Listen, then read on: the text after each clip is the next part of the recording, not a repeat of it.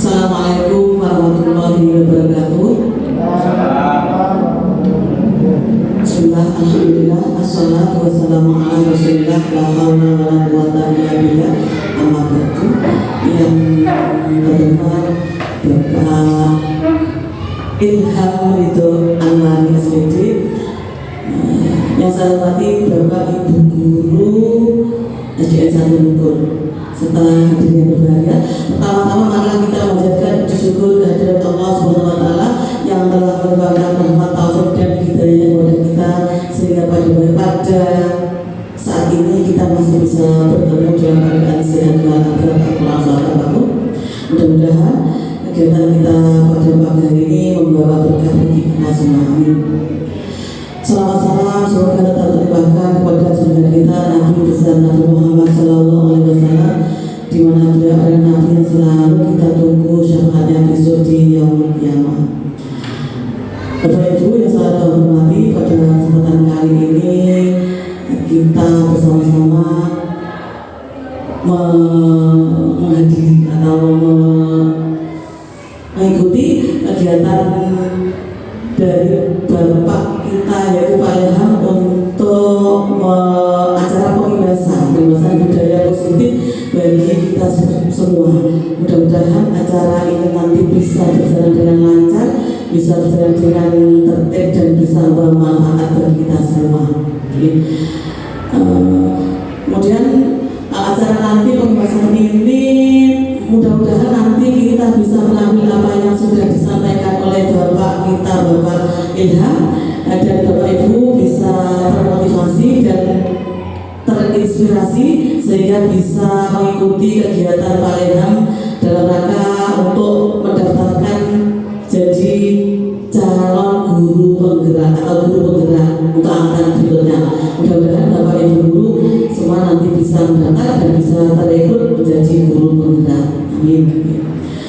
Dan kesempatan kali ini waktu saya berikan kepada Pak Ilham untuk memberikan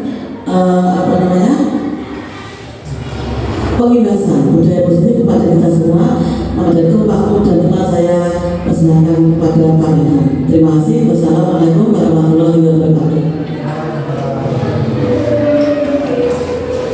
Terima kasih Bu Giti selaku Kepala Sekolah SDN 1 Bogor. Terima kasih juga teman-teman Mukotimah dari rekan Bu Giti Mawon. Hari ini alhamdulillah saya bisa diberi kesempatan sama semuanya, izin Bu Giti, saya juga bisa diberi kesempatan oleh rekan-rekan semuanya, rekan sejawat dari SDN 1 Bogor untuk mengibaskan apa yang sudah saya terima selama mengikuti program Guru Penggerak Angkatan 9 ini. Sebelumnya materi kita hari ini Bapak Ibu yaitu adalah pengibasan budaya positif, di mana sebelumnya semua hal yang akan saya sampaikan itu sebenarnya sudah kita terapkan bersama. Cuma mungkin literaturnya yang belum kita ternyata seperti itu, kajian ini ada di materi ini. Nah, ini nanti akan kita renungkan dan akan saya sampaikan, dan nanti bisa menambah pengetahuan dan manfaat untuk kita bersama, terutama buat kita sebagai guru dan lembaga pada umumnya. Nah, di sini yang akan saya bahas itu budaya positif. Sebelum saya perkenalkan, saya Ilham Ridho Anwar, unit kerjanya SD Negeri 1 Bogor, saya CPP Angkatan 9 Kabupaten Tulungagung. Nah, ini teman-teman yang lain mudah-mudahan dari apa yang sudah saya sampaikan nanti bisa terinspirasi dan mendaftar di Angkatan 11 yang sekarang berjalan. Kalau misalkan di Angkatan 11 belum bisa termotivasi, ya mungkin di Angkatan berikutnya. Ini yang kompetitif, Pak Horman, Pak Dimas, dan rekan-rekan yang lain. Untuk bersingkat waktu, cara selanjutnya langsung saja. Nah, di sini Bapak Ibu, menurut Ki Hajar Dewantara, jadi sebenarnya patokan dari guru penggerak itu semuanya diambilkan dari Ki Hajar Dewantara.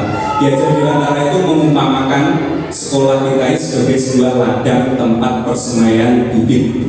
Agar bibit bisa berkembang secara maksimal, maka petani, jadi kita itu guru itu diibaratkan seorang petani, bisa dapat memperbaiki kondisi tanahnya memelihara bibitnya, tanamannya, memberi pupuk dan air, membasmi ulat-ulat atau jamur yang mengganggu hidup bibit tanaman dan lain sebagainya. Jadi murid kita itu diibaratkan sebuah bibit. Bibitnya menurut Ki Hajar Dewantara itu tidak sama. Jadi siswa A, siswa B, siswa C itu semuanya tidak sama. Begitupun cara kita untuk mengajarnya. Itu menurut Ki Hajar Dewantara. Dari uraian tersebut kita dapat memahami bahwa sekolah diibaratkan sebagai tanah tempat bercocok tanam, sehingga guru harus mengusahakan sekolah jadi lingkungan yang menyenangkan, menjaga dan melindungi murid dari hal-hal yang tidak baik. Dengan demikian, karakter murid tumbuh dengan baik sesuai dengan profil pelajar Pancasila.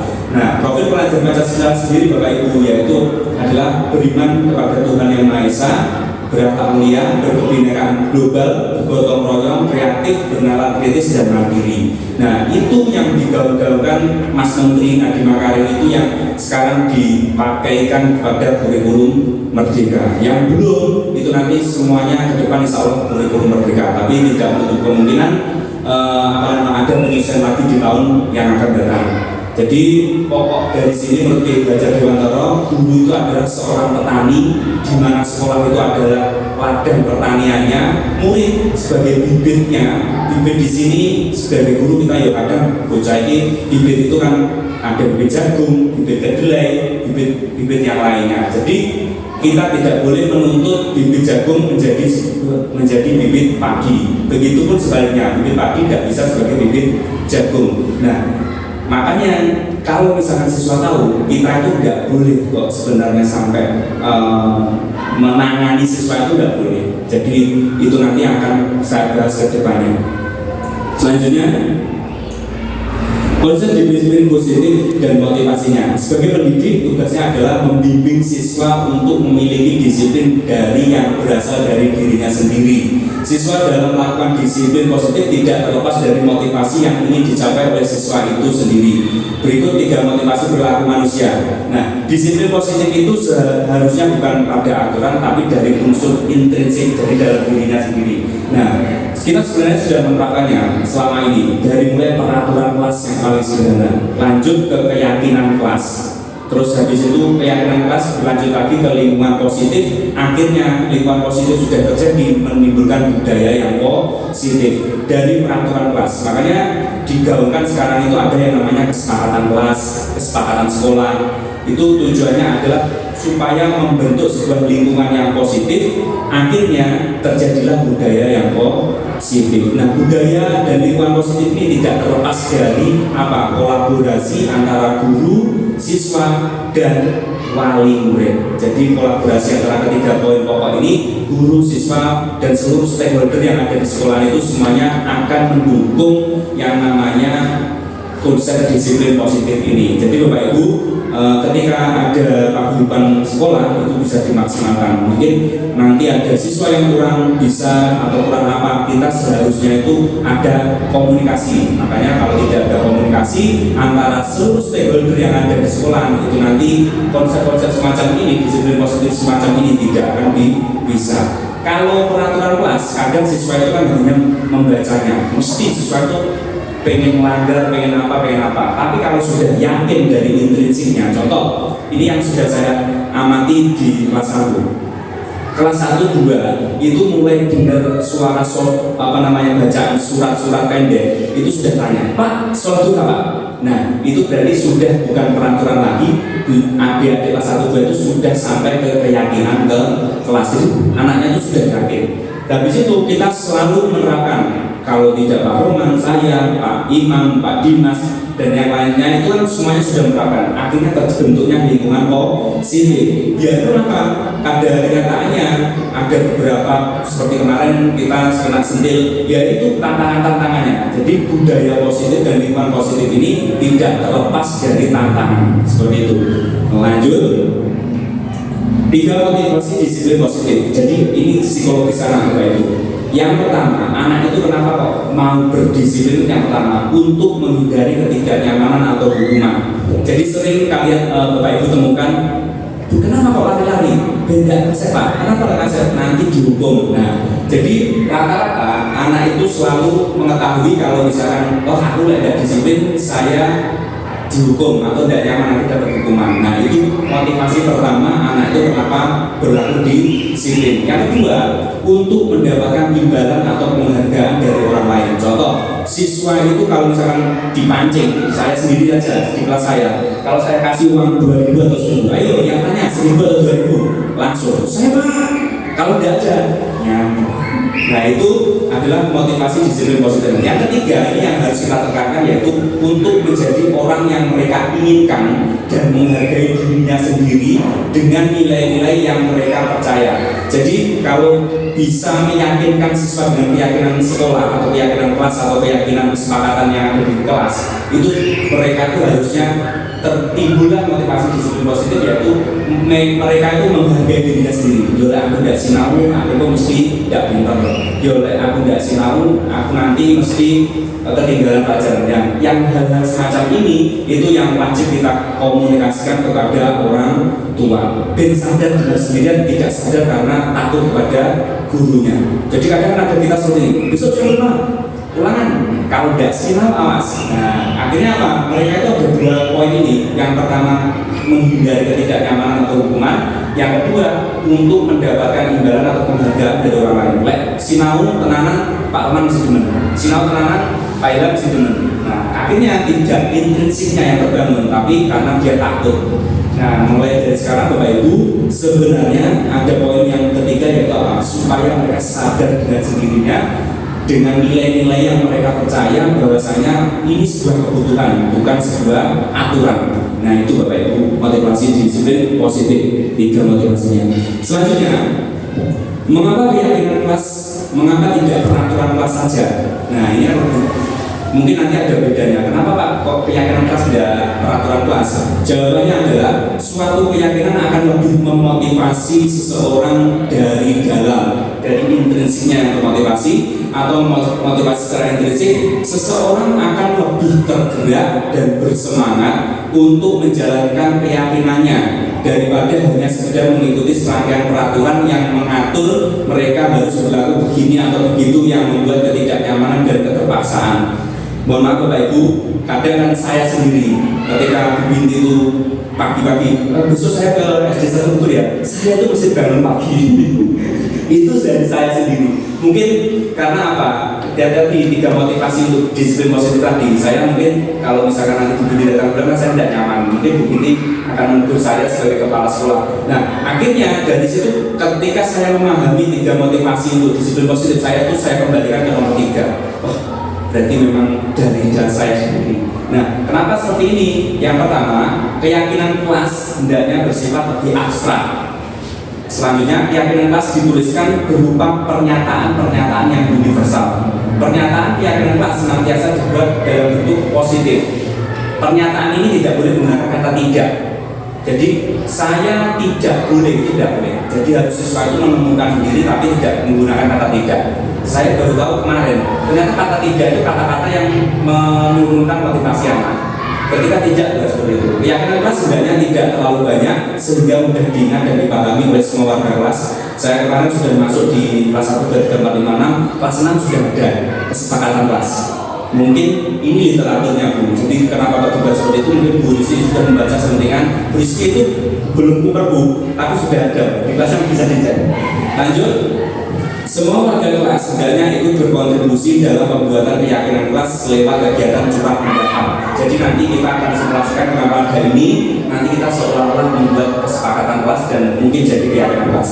Yang terakhir, bersedia meninjau kembali keyakinan kelas dari waktu ke waktu. Jadi proses ini akan nanti kita tinjau itu minimal 1 bulan sekali. Makanya ketika kepala sekolah mensupervisi kita, jadi supervisi itu tidak hanya pada administratif, tapi mungkin pada perilaku kita. Bu Binti itu mesti ada 1 bulan sekali itu supervisi.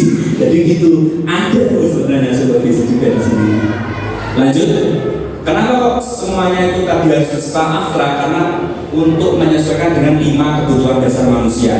Yang pertama, kebutuhan bertahan hidup, survival. Yang kedua, cinta dan kasih sayang, kebutuhan untuk diterima. Ini yang bertahan hidup, contohnya apa Pak? Kebutuhan yang bersifat fisiologis untuk bertahan hidup, misalnya kesehatan, rumah, dan makanan. ketika kita memahami 5 kebutuhan dasar ini, kita akan tahu cinta dan kasih sayang ini Pak Sugeng ini ya. Love and belonging.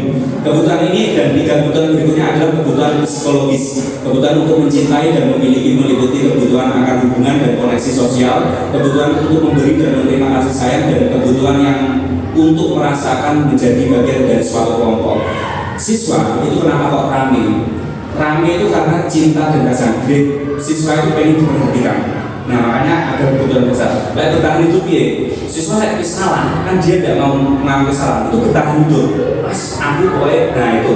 Selanjutnya penguatan kebutuhan pengakuan atas kemampuan. Nah ini biasanya yang pintar. Saya pak. Nah itu. Kebutuhan ini berhubungan dengan kekuatan untuk mencapai sesuatu, menjadi kompeten, menjadi terampil, diakui atas prestasi dan keterampilan kita didengarkan dan memiliki rasa harga diri. Selanjutnya kebebasan freedom. Ini menurut saya ya, Excel itu kalau sudah selesai silahkan hilang. Kenapa? Karena dia itu memiliki kebutuhan dasar yang namanya freedom atau kebebasan. Siswa-siswa yang semacam ini biasanya diomong itu mesti melayu. Pak Roman ini ada desa. Itu karena freedomnya yang terlalu tinggi. Yang ketiga, kesenangan. Mayoritas kenapa ketika mendapatkan jam olahraga mesti lari? Karena ini maksudnya kesenangan. Siswa itu selama 1 minggu itu hiburannya cuma olahraga. Makanya ketika olahraga ada, Pak, tidak jadi olahraga. Pak Sudir kebetulan ada di sana. Itu kecewanya bukan main. Karena apa? Hal yang menyenangkan bagi siswa itu adalah kesenangan. Di mana olahraga itu adalah kesenangan siswa. Makanya Bapak Ibu, ketika kita menangani seorang anak, kita harus mempertimbangkan 5 kebutuhan dasar ini. Jadi dilihat dari segala aspeknya. Makanya saya kemarin itu sampai berkunjung ke beberapa rumah. Saya sudah ke rumahnya Denny, bapaknya Preman. Terus dia kan, bapaknya kan Preman. Mebel tapi Preman. Saya sudah tahu ke sana. Terus saya sudah berkunjung ke rumahnya seperti yang rumahnya paling jauh di perumahan itu. Ibunya tidak ada. Jadi setiap hari itu dia sendiri di rumah. Kunci dia megang sendiri. Jadi semacam itu. Makanya Bapak Ibu, ketika kita mau menjudge seorang anak itu sama harus memperhatikan ini. Dia dari keluarga broken darah. Dia dari Dennis itu kenapa saya tidak berani minta? Ternyata dia kan broken. Nah seperti itu. Jadi Bapak Ibu ketika memang mau menghakimi seorang siswa, mau melihat ditelisik 5 kebutuhan dasarnya. Terus ini yang kita harus terapkan pada setiap hari kita. 5 posisi kontrol kita sebagai seorang guru. Yang pertama, menurut Dian Dozen dalam bukunya Restitution of Restructuring, benar ya Bu? Itu School Discipline 1998 mengungkapkan bahwa guru perlu meninjau kembali penerapan disiplin di dalam ruang-ruang kelas kita selama ini. Apakah telah efektif? Apakah berusaha memerdekakan dan mengandalkan murid? Bagaimana dan mengapa melalui serangkaian riset dan berdasar pada teori kontrol. Dr. William Glasser juga menyimpulkan ada 5 proses kontrol yang diterapkan seorang guru, orang tua ataupun atasan dalam melakukan kontrol. 5 proses kontrol tersebut adalah penghukum, pembuat orang merasa bersalah, teman, monitor, pemantau, dan manajer. Jadi kita itu mau menjadi siapa? Penghukum kan? Pembuat orang merasa bersalah kan? Teman kan? Monitor atau pemantau atau manajer. Dari kelima posisi kontrol ini, menurut Bapak Ibu yang mana yang seharusnya diterapkan seorang guru? Pak Dimas, pilih apa Pak Dimas? Pilih aja, ada apa? Manager, Pak Sudur? Monitor, Pak Roman? Teman, Bu Yesma? Teman, Bu Rizky? Oke, kita bahas satu-satu. Nah ini nanti kita di mana? Penghukum adalah seorang penghukum bisa menggunakan hukuman fisik maupun verbal. Orang-orang yang menjalankan posisi penghukum senantiasa mengatakan bahwa sekolah memerlukan sistem atau alat yang dapat lebih menekan murid-murid lebih dalam lagi. Guru-guru yang menerapkan posisi penghukum akan berkata, patuhi aturan saya atau awas, kamu selalu saja salah, selalu pasti selalu yang terakhir selesai. Guru seperti ini senantiasa percaya hanya ada satu cara agar pembelajaran bisa berhasil, yaitu cara dia. Makanya ini penghukum. Yang kedua, membuat orang merasa bersalah. Membuat orang merasa bersalah pada posisi ini biasanya guru akan bersuara lebih lembut. Membuat orang merasa bersalah akan menggunakan keheningan yang membuat orang lain merasa tidak nyaman, bersalah, atau rendah diri. Kata-kata yang keluar dengan lembut akan seperti, ibu sangat kecewa sekali dengan kamu. Berapa kali? Ini saya sendiri ketika saya ngajar Denny sama Denny, saya seperti ini. Wah, ya Allah, apa yang kami kurang lihat, itu kata-kata yang keluar dari mulut saya. Jadi seperti itu. Di posisi ini murid akan memiliki penilaian dirinya buruk tentang dirinya. Murid merasa tidak berharga dan telah mengecewakan orang-orang di sana. Dan di sini permainan kita akan dimulai. Psikologisnya anak dimainkan untuk memotivasi anak itu supaya lebih bagus lagi. Selanjutnya teman, ini beberapa tadi sudah mulai teman. Guru pada posisi ini tidak akan menyakiti murid, namun akan tetap berupaya mengontrol murid melalui persuasi. Posisi teman pada guru bisa negatif atau positif. Positifnya di sini berupa hubungan baik yang terjalin antara guru dan murid. Guru di posisi teman menggunakan hubungan baik dan humor untuk mempengaruhi seorang. Maka mereka berkata, ayolah bantu demi Bapak ya. Ayo ingat tidak bantu Bapak selama ini. Jadi karena kedekatan kita seperti Pak Roman, saya tuh sama Pak Roman tuh sedikit salu. Teman-temannya, adik-adik itu kalau keluar tek sama Roman. Ini teman saya Pak. Nah, itu berarti Pak Roman itu memang benar-benar menerapkan posisi teman. Nah di sini kadang siswa karena menerapkan posisi teman, ada beberapa siswa yang kecewa ketika kita sudah menjadi temannya. Terus suatu ketika kita itu mengecewakan, contoh, wah Bu Rizky, juta orang nggak jawab, padahal akhirnya tanya jawaban. Nah itu kadang karena merasa sebagai teman, akhirnya analogis seperti ini. Nah ini Pak Sugeng tadi menulis sebagai monitor, pemantau. Monitor berarti mengawasi. Pada saat kita mengawasi, kita bertanggung jawab atas perilaku orang-orang yang kita awasi. Posisi pemantau berdasarkan pada peraturan dan konsekuensinya. Dengan menggunakan sanksi atau konsekuensi, kita dapat memisahkan hubungan pribadi kita dengan murid. Sebagai seseorang yang menjalankan posisi pemantau, pertanyaan yang diajukan seorang pemantau adalah peraturannya apa? Apa yang telah kamu lakukan? Sanksi atau konsekuensinya apa? Seorang pemantau sangat mengandalkan perhitungan catatan. Jadi Pak Sugeng itu mesti nyadar ya. Sopo-sopo tuh sini, wah ini masih asik gitu.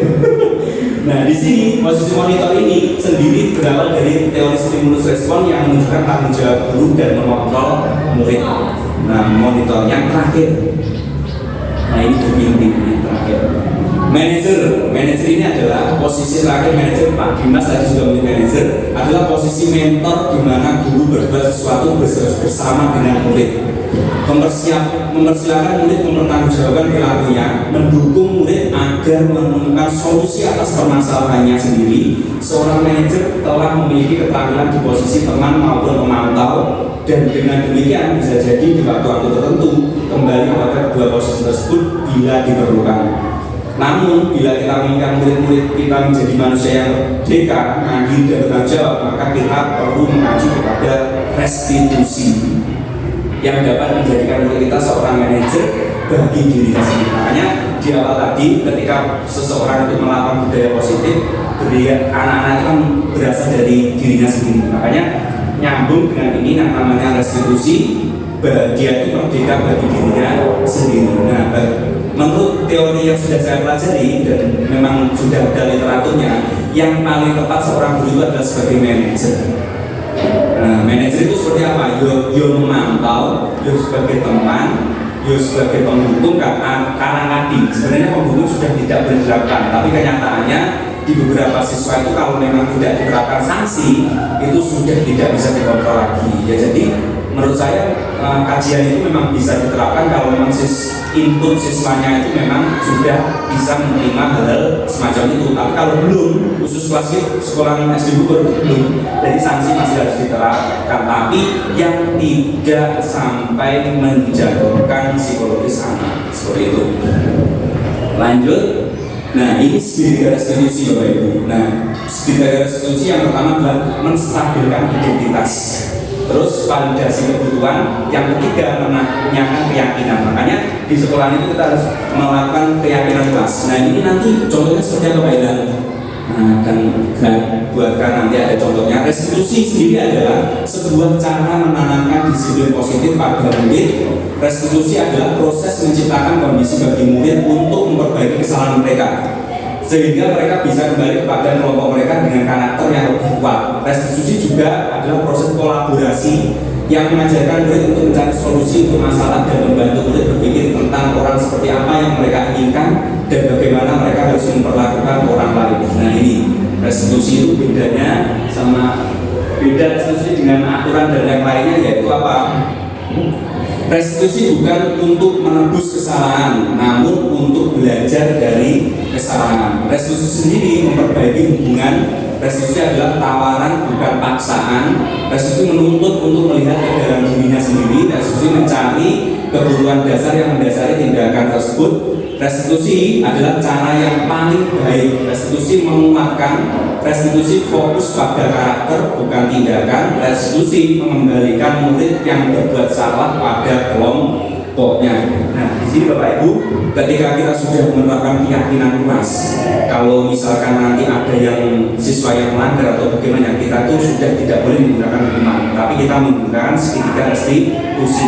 Ditanyakan dulu, stabilkan dulu emosinya, habis itu ditanyakan kesalahannya apa, yang ketiga adalah diajak kembali ke keyakinannya. Jadi misalkan ada contoh tadi siswa yang mengejek temannya, ditanya dulu, kayak gitu kan tidak baik.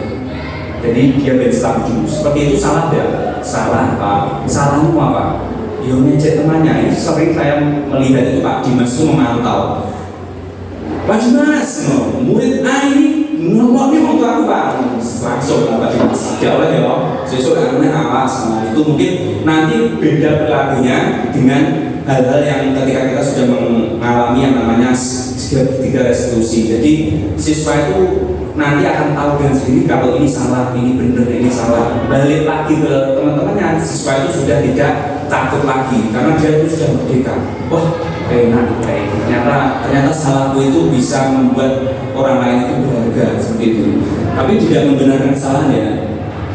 Ini ada beberapa rekaman video, nanti ya Bapak Ibu bisa melihatnya.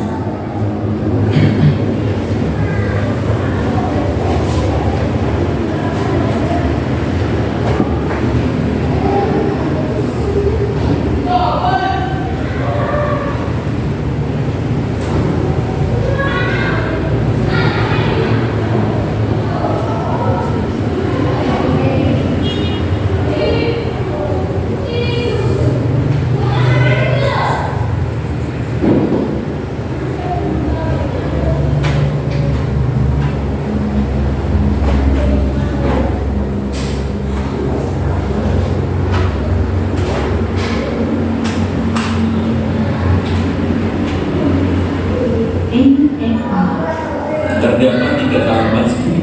Nah, saya ulang lagi. Assalamualaikum warahmatullahi wabarakatuh. Perkenalkan saya Ilham Ridho Anwari, CGP Angkatan 9 Kabupaten Tulungagung. Di sini saya akan menampilkan demonstrasi kontekstual segitiga restitusi modul 1.4.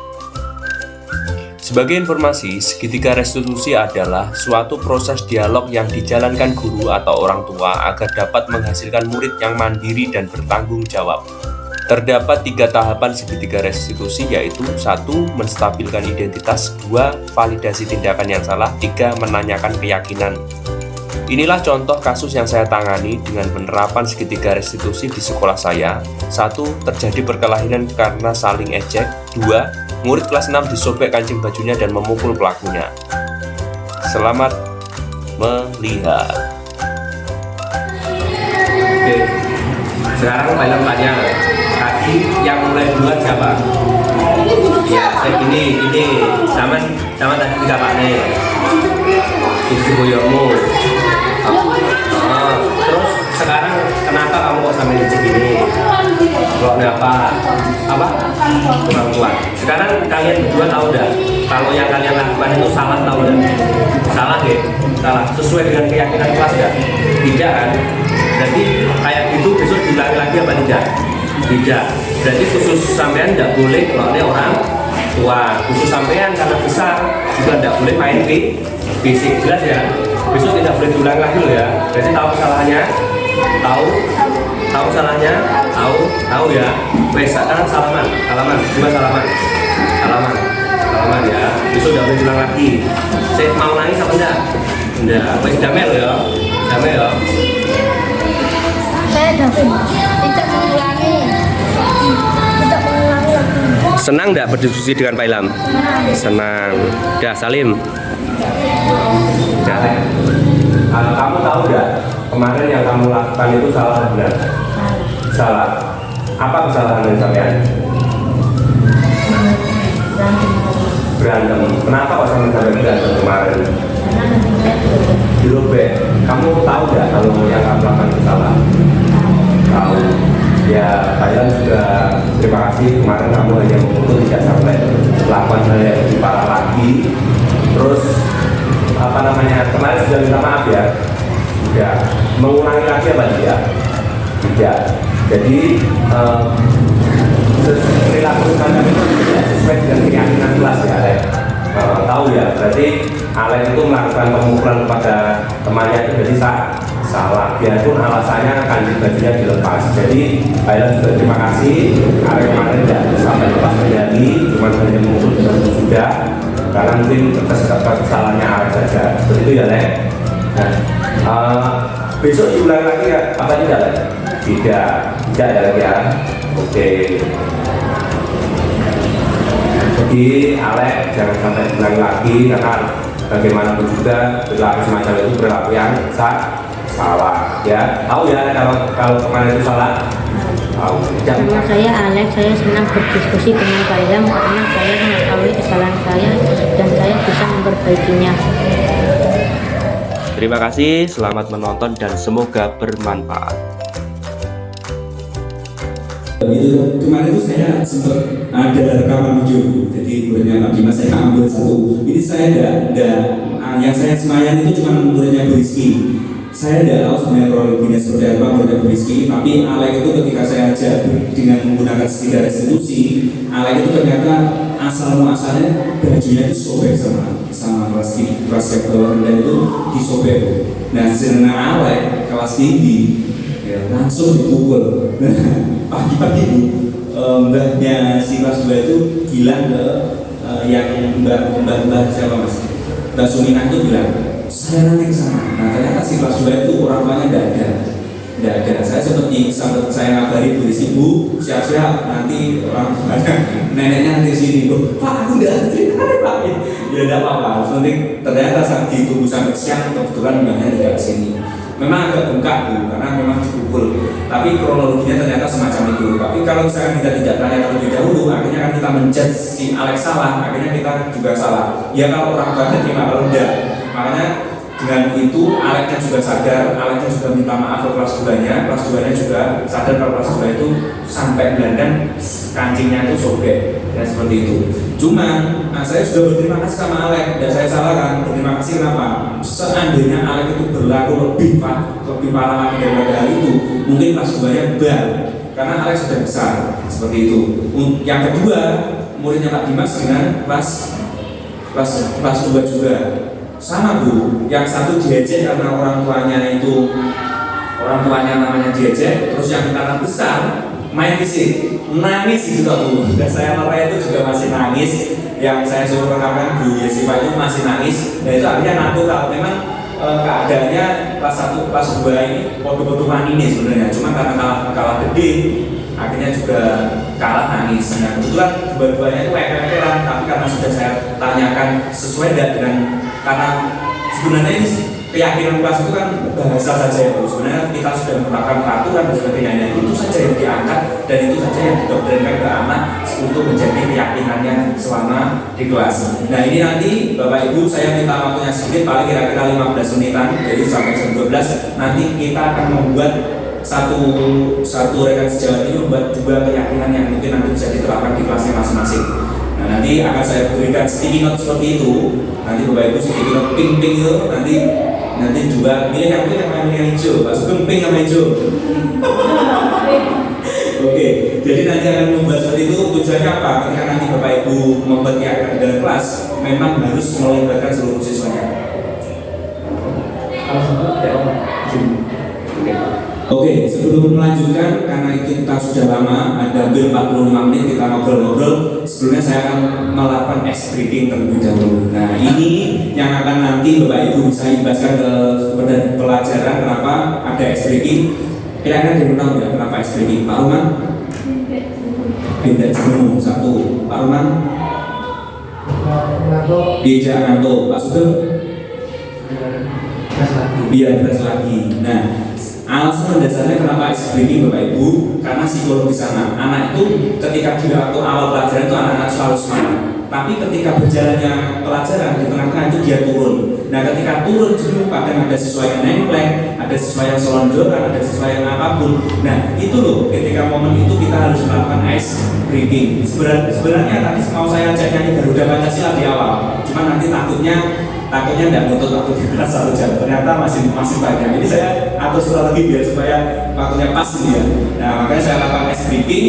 Ice breaking ini melatih konsentrasi siswa bisa, jalimatika bisa, gerakan juga bisa. Monggo. Kita itu sebenarnya kita harus meminta kepada TK. TK itu banyak sekali ice breakingnya. Nah, untuk anak SD kita juga harus melakukan ice breaking di setiap pembelajaran. Tujuannya apa? Ya mulai tepuk semangat apapun. Semakin ramai kelas itu semakin bagus. Nah, Bapak Ibu, ini saya minta tangannya di atas semua. Oke, tangannya di atas. Senang-senang aja Bu, jangan usah tegang Bu. Saya sudah tegang ini Bu. Nah, tangannya di atas, sudah. Gerakan sampai kiri. Oke, kirinya jenengan ya. Kanan. Oke, tepuk belakang. Tepuk depan. Oke, terima kasih. Sekarang yang ini itu tadi gerakan, yang sekarang melatih konsentrasi. Bapak Ibu dijawab cepat ya, dijawab cepat. Nanti coba saya tes. Di ujung jari kita ini ada apa? Kuku, bener nggak? Kuku nggak? Bener nggak? Terus nama orang tua wanita kita? Ibu, bener nggak Bu? Nah, nanti dijawab cepat Pak Dimas ya, cepat, harus cepat, reaksinya harus cepat. Di ujung jari kita ada nama orang tua wanita kita. Oke, sekali lagi cepat. Keras ya Pak Sugeng. Keras ya. Oke. Oke. Di ujung jari kita ada nama orang tua wanita kita. Sapi minum susu. Air. Oke. Oke Bapak Ibu, memang hal semacam itu yang nanti akan harus kita galakkan kepada saat pembelajaran. Sapi itu bukan minum susu, sapi minum air. Air nanti diminum akhirnya menjadikan susu sapi itu. Kenapa kok seperti itu Pak Ida?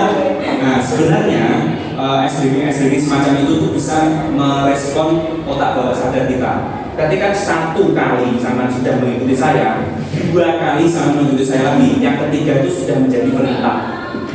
Mesti sama mesti kapusan, tapi ada beberapa siswa yang memang tidak bisa di seperti itu kan. Kadang siswa itu untuk lamun setengah bir, nah itu nanti tidak bisa. Bu Rizky responnya bagus, tidak mungkin susu air. Nah, ada beberapa siswa yang tidak bisa, memang distimulus seperti itu tidak bisa. Tapi kebanyakan siswa, makanya kita harus budayakan penguatan verbal itu seperti itu. Di belakang misalkan, tadi yang kita pelajari apa? Yang pertama, jawabkan siswa. Yang kedua, yang ketiga, ada yang bisa menyimpulkan? Tanya. Memang disuruh untuk menjawab. Ya, jadi dengan itu nanti ketika ada tes uraian nanti sudah bisa semuanya. Ini ada sedikit berbagi, nanti bisa ditanya Bu Yogani yang kecil kelas GO. Ini dari yang saya dapat dulu di Ganesha, 3 tahun selama saya ngajar di Ganesha. Saya itu setiap kali ngajar di kelas, saya dapat di sini, itu saya tulis rangkuman materinya. Pak Roman sudah nulis banyak sekali. Pak Roman saya unceng panjang kali lebar perjalanan, panjang kali lebar Pak Roman ya. Sama dengan apa? Luas. Panjang kali lebar itu Pak Roman. Nah, saya juga sama, Bu Rizky juga sama, semuanya juga sama. Tapi poin yang penting ketika sudah menulis panjang lebar, Bapak itu harus ada yang namanya evaluasi. Soal minimal 5 atau 3. Soalnya dari mana? Dari yang sudah Bapak Ibu terangkan. Lah caranya berbocah memang, Pak langsung jawab kan bisa 7 saman hapus teman-teman. Jadi dihapus separuh ketok, separuh enggak, separuh ketok, separuh enggak, separuh ketok, separuh enggak. Ketika 1 kali siswa mungkin bingung. 2 kali siswa yang pandai yang bisa ikut mengikutinya. 3 kali semuanya akan mengikuti karena apa? Sudah tahu jawabannya itu yang ada di papan tulis. Otomatis siswa nanti akan memperhatikan.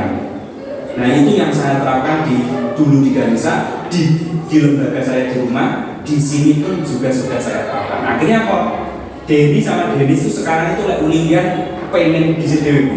Kenapa? Karena dia tahu loh di jawabannya niteni, baca terus niteni dari awal kok pertanyaannya dari sini. Segala apa yang saya contohkan itu nanti akan jadi pertanyaan. Nah itu nanti Bapak Ibu bisa coba, bisa menerapkan, dan itu bisa sangat berdampak. Karena apa? Siswa sendiri yang mengetahui jawaban dan bukan dari muka. Kita guru hanya sebagai fasilitator atau manajer saja di dalam kelas. Pak, siswanya nggak apa-apa, tulis aja Bu, tulis panjang, terus habis itu nanti sama hapus teman-teman, ayo siap pertanyaan. Saya juga tes kemarin, ada kelas 6 kebetulan Bu sudah pulang, kelas 6 itu masuk sini mesti pede banget dia, adik-adik kelas 6 pede banget. Wah, yang benar, dulu nggak iso ya. Akhirnya saya masuk di kelas 6, memang susah. 15 kan masih tidak bisa itu. 15 turun 14 turun 13 turun 12 turun 11. Akhirnya belum bisa. Nah kelas 5 itu kan sudah saya ajak 15 perkalian cepat itu sudah saya ajak. Nah beberapa siswa sudah ngamat itu. Nanti kan ada 10 yang udah 10 kali 10, terus 5 kali 5, 6 kali 6. Itu kesempatannya Denny sama Denis sama Sang Debi itu semuanya itu kesempatan. Cepat sekali. Nah itu kemarin saya pakai di kelas 6. Pertama PBB, Juna PBB 15. Lupa kok ada 1 sampai 10. Ya kelas 5 itu seperti itu. Akhirnya semuanya terpantik mau ngijil. Akhirnya kan semuanya jadi ngijil. Itu untuk numerasinya. Tapi literasinya Bapak Ibu bisa terapkan. Hapus saja sebentar. Matematika apa bisa diterapkan Pak? Bisa. Soalnya nanti sama buat sama, tapi angkanya yang dirubah. Tapi catatan ya, dicoba. Nanti kalau ada beberapa soal matematika yang tidak dicoba tidak bisa. Itu saya dapat di Ganesha Fashion. Saya ngajar 3 tahun, saya di diklat ngajarnya memang seperti itu. Makanya murid-murid Ganesha itu, tapi sana lebih mudah Bu. Mudahnya apa?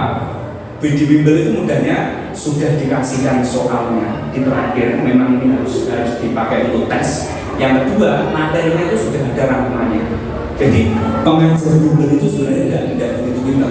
Cuma masuknya aja di awal Ganesha itu susah. Saya dulu bagaimana? Sana itu semuanya tuh apa? Ganesha itu sama saja, itu orang dalam semuanya. Tidak ada orang dalam. Setelah saya dalam itu. Cuman dipanggil hikmahnya jadi seperti itu. Bu ini nanti bisa ditanya anaknya yang terakhir mesti sama cara ngajar dengan saya. Cuma di sana tak ada spidol 3 warna Bu. Saya juga sudah siap loh Bu Randy, saya sudah 3 warna. Nah ini ada pertanyaan misalkan. Nanti kalau tes berhubung gerak, misalkan ada yang datang ya, tes ngajarnya harus menggunakan spidol 3 warna. Nanti ditanya sama yang jadi eksekutornya ditanya, Pak, Bu, kenapa pakai spidol 3 warna? Siapa bisa jawab? Ya apa jawab aja, salah nggak apa-apa ya Allah. Coba, ini nggak masuk pinter-pinteran, nggak, cuma jawaban aja. Lalu dulu kalau SMA kan suka terus pakai warna minyak, warna itu juga berusaha kan sikuin. Oke, itu untuk Bruski. Pak Sugeng mungkin sama.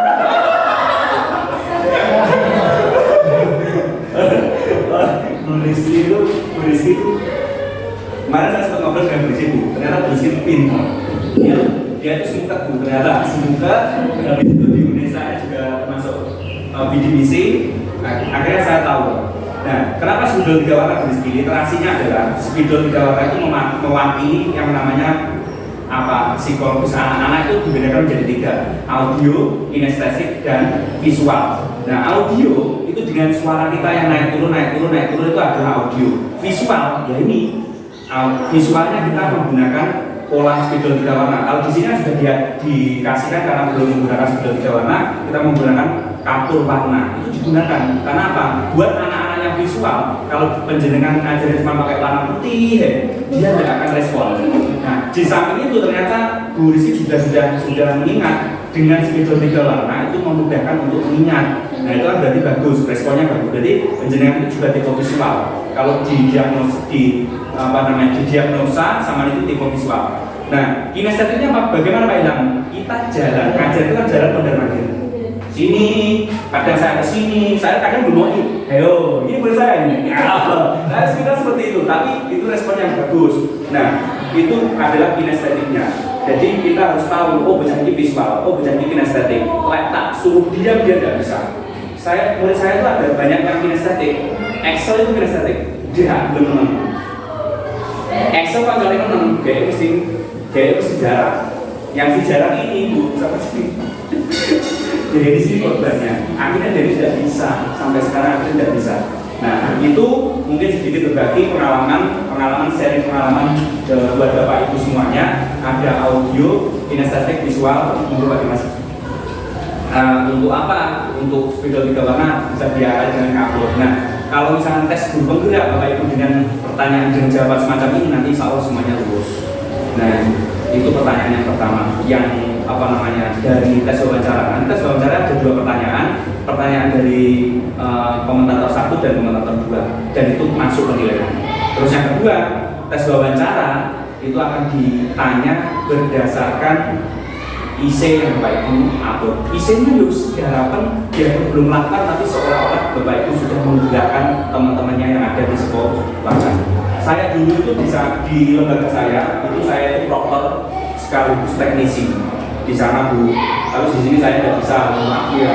Kenapa kok saya akan juga itu? Saya itu menggerakkan rekan sejauh saya itu mengisi suling jam. Itu yang saya angkat. Kenapa kok itu? Pak sana itu sepuh semua.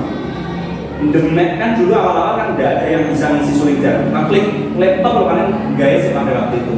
Akhirnya pada saat itu saya bawakan laptop dari rumah itu 5. Kan pas itu laptop saya banyak. Sekarang tinggal 3. Yang 1 sudah rusak.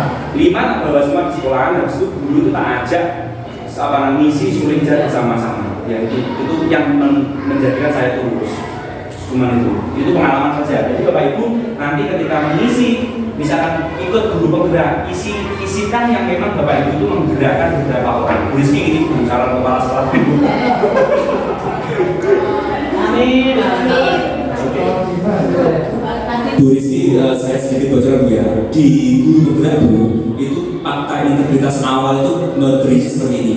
Siap menjadi kepala sekolah dan atau pengawas.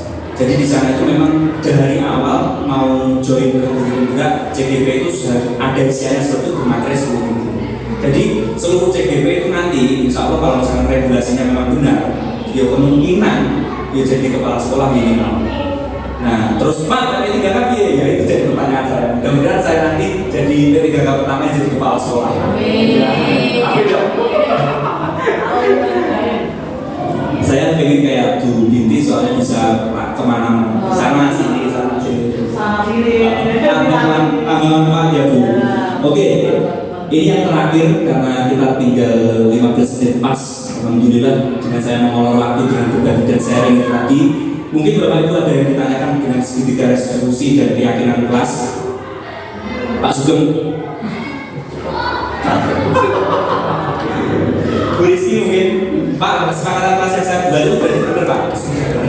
Jadi bermula dari peraturan kelas, terus akhirnya timbul kesepakatan kelas, jadi keyakinan kelas, lingkungan positif, budaya positif. Nah ini step-stepnya sesama.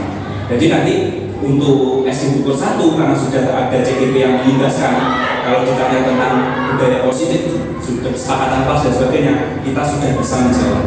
Di sana ada kesepakatan kelas, ada. Dari mana diturunkannya? Dari peraturan kelas, saya backdown menjadi keyakinan kelas, kesepakatan kelas, habis itu menjadi keyakinan kelas, lingkungan positif, budaya positif. Jadi, nah itu semua itu tidak lepas dari kolaborasi kepala sekolah, rekan sejawat, dan seluruh stakeholder dari paguyuban, komite, dan siswa-siswi yang semuanya diajak bergerak bersama. Jadi kita tidak bisa banget solo Bapak Ibu. Jadi Bu Binti sendiri yang menjalankan tidak bisa, saya sendiri bergerak di sini juga tidak bisa. Terbukti hari ini ketika Bu Binti belum hadir saya bingung, ketika rekan sejawat semuanya tidak hadir saya juga bingung. Akhirnya kan di situ kita harus kolaborasi. Apa Mas Gun? Kolaborasi. Oke, kalau tidak kolaborasi tidak bisa. Makanya kolaborasi itu tercipta karena adanya komunikasi. Setiap orang itu harus komunikasi, jangan sampai one man show. One man show di sebuah lembaga tidak mungkin. Superman itu hanya ada di televisi, yang ada itu super team dia, super team. Jadi kalau misalkan mau menggerakkan yang namanya SD Bogor ini menjadi SD Islam pertama di Sumber Gempol, ini rencana Pak Mampu. SD Islam pertama, SD SD Islam pertama yang dari sumber gempol, ya kita harus bergerak. Saat di awal itu kita mengalami tabrak sini tabrak sana, tidak apa-apa. Nanti kita panennya itu ketika kelas 3 itu sampai di kelas 5. Jadi kelas 5 saya ini dan kelas 6 nya Bu Rizky itu tidak mungkin mengalami perubahan. Terbukti kelas 1-2 ketika sudah di play yang namanya surat pendek sudah lari semua. Sama buktikan besok bisa dicek. Ketika BSI play surat pendek kelas 1-2 sudah lari. Tinggal kita maintainnya. Jadi kemarin ya kan? Tapi alhamdulillah hari ini mereka sudah menjalankan sholat. Jadi tadi di perpustakaan itu mereka sudah sholat. Dibaca sama Bu sendiri. Jadi kan sebenarnya kita sudah berdampak pada dia juga. Jadi benar dia mengkritisi kita, tapi ternyata bionya sudah tergerak. Berarti kita, saya juga salah. Nah, Masuk. ya itu monggo Pak Sugeng ini bisa diambil dua-dua, nanti kita tembak ke sana menjadi keyakinan kelas yang nanti akan diterapkan di kelas masing-masing. Ping Pak Sugeng.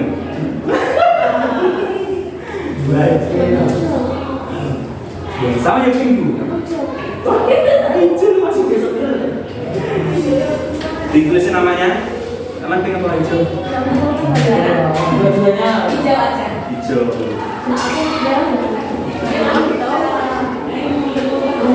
Kalau pengen nanti Pak Sugeng sana. ayo masuk. Saya buat. Buat. Enggak. Pakanan kelas.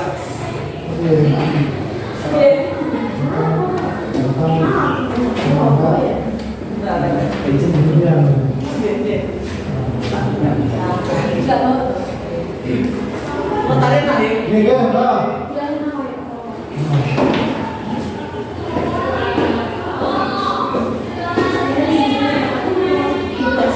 Oh iya, ini pertanyaan. Ini satu lembar, Satu lembar satu Bu.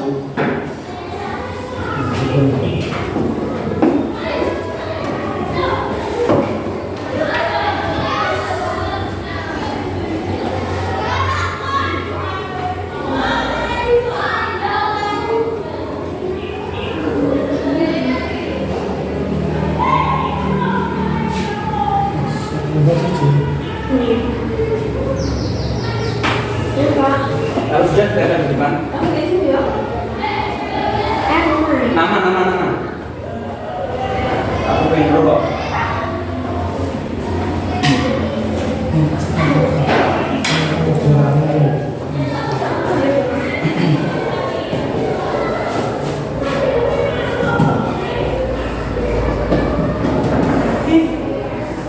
Dan sewa ini api.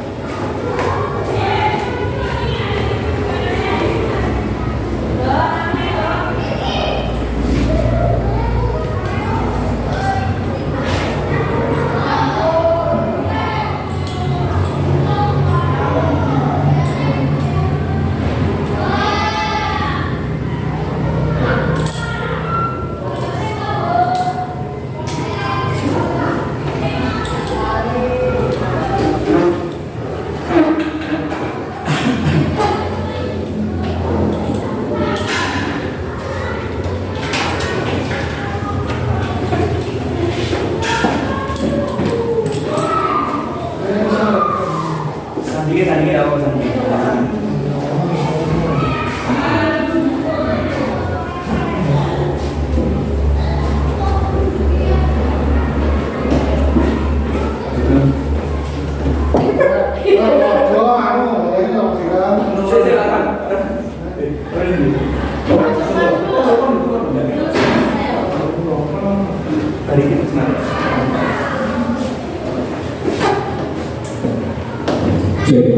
Terima kasih banyak rekan-rekan semuanya, dan alhamdulillah hari ini kita sampai di penghujung acara. Penghujung acara dari kita tadi ada sharing pembebasan, sharing, habis itu berbagi, ada beberapa juga menjawab, juga respon. Nah, terakhir kita bisa menemukan yang namanya kesepakatan kelas, yang yaitu praktek menemukan kesepakatan sekolah sebenarnya. Tapi saya ambil saja kesepakatan kelas.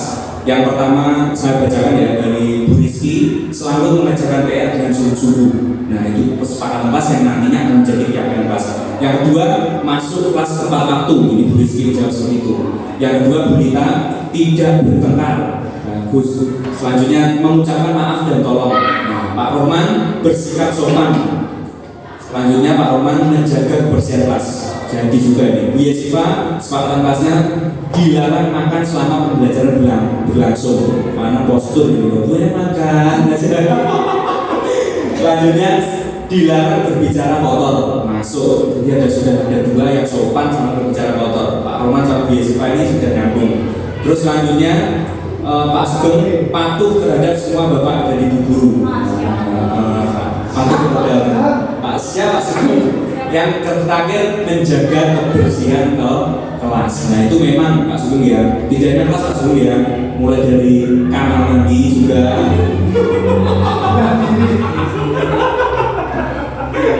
Oke, alhamdulillah, terima kasih Bapak Ibu atas kesempatannya. Terima kasih juga kepada Bu Binti. Dari saya ada kurang lebihnya, saya mohon maaf. Kita tutup ada acara kegiatan hari ini, pembebasan guru penggerak angkatan 9, saya sendiri dari Darwari. Kita tutup dengan baca alhamdulillah bersama-sama. Mudah-mudahan apa yang sudah saya jelaskan tadi bisa menambah wawasan dan motivasi Bapak Ibu semuanya untuk selalu bergerak, selalu tergerak, bergerak dan menggerakkan. Nah, ada yang namanya ada begini dengan siapa ya? Guru bergerak, jawabnya Indonesia Maju. Ya, guru bergerak, Indonesia Maju. Oke, kita coba. Guru bergerak, Indonesia Maju. Terima kasih. Sampai jumpa bersama. Terus. Ya, saya